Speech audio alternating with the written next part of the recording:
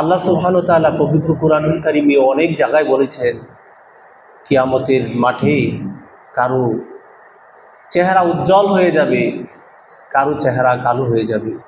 উজুহু ইয়াওমাইযিন নাযিরা ইলা রাব্বিহা নাযিরা। সেদিন কারো কারো মুখ উজ্জ্বল হয়ে যাবে, তারা তাদের রবের দিকে তাকিয়ে থাকবে। সুবহানাল্লাহ। ঠিক তার বিপরীতে কিছু মানুষের চেহারা কালো হয়ে যাবে, তারা তাদের রবের সাক্ষাৎ পাবে না। অর্থাৎ আল্লাহর দিদার যদি পায়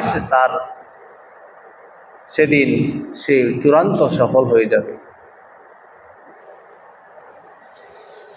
শুধু তাই নয়, আল্লাহ সুবহানাহু ওয়া তাআলা সূরা আনকাবুতের ৫ নম্বর আয়াতে বলেন, মান কানা ইয়ারজু লিকা আল্লাহ ফাইন্না আজালাল্লাহি লাআত।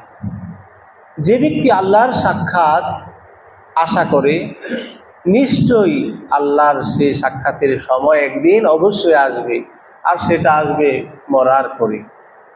ওয়াহুয়া সামিউল আলিম, আর তিনি হচ্ছেন সর্বশ্রোতা এবং সর্বজ্ঞময়।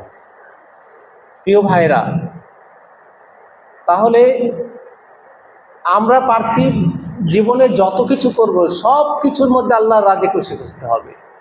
তাহলে আল্লাহ সুবহানাহু ওয়া তাআলা আমাদেরকে মরার পরে দিদার দিবেন, আমাদেরকে জান্নাতে ঢোকাবেন, আমাদেরকে সফল করবেন।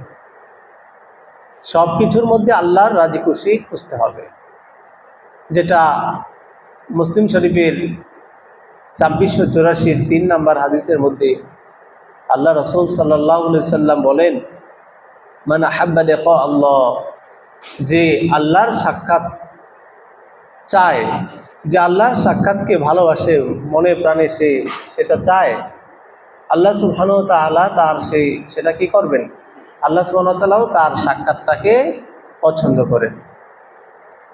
ঠিক তার বিপরীতে মান কারিহা লিকা আল্লাহ, যে আল্লাহর সাক্ষাৎকে অপছন্দ করে,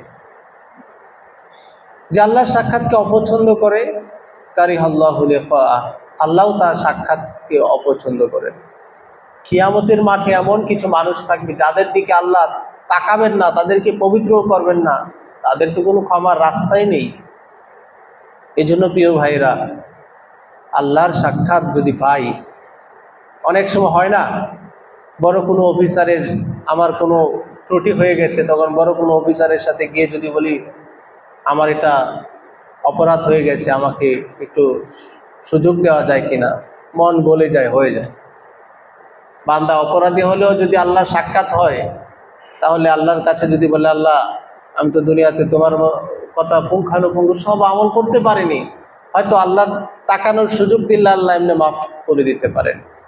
এই জন্য আমাদের সব সময় আল্লাহর সাক্ষাতের আশা করতে হবে। আমরা আল্লাহর সাক্ষাতের আশা করতে পারি না ইনশাআল্লাহ? আশা করতে হলে আমাদের কিছু করণীয় আছে। আমি গত জুমায় বলেছিলাম, আমাদের জিন্দেগি, এই দুনিয়ার জীবনের লক্ষ্য ঠিক করা দরকার। লক্ষ্য কি আমাদের? লক্ষ্য যদি ঠিক না থাকে তাহলে তো হবে না।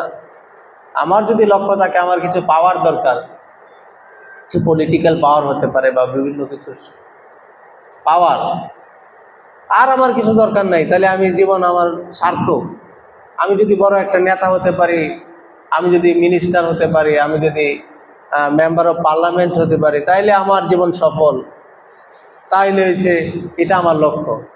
আবার আমি যদি মনে করি আমার এই দুনিয়ার জিন্দেগিতে হয়তো আমি সুখে থাকি বা দুঃখে থাকি, একটু কষ্টে থাকলাম, মানুষ আমাকে এত মূল্যায়ন করলো না, কিন্তু আল্লাহ যদি আমাকে, আল্লাহর প্রতি যদি আমি রাজি খুশি হতে পারি, আল্লাহ সেই রব যদি আমার প্রতি সন্তুষ্ট হয়ে যায়, দুনিয়ার মানুষ আমাকে সালাম না দেখ, দুনিয়ার মানুষ আমাকে মূল্যায়ন না করুক, কি হয়েছে, আরেকজনের মূল্যায়ন দিয়ে আমার কি হবে?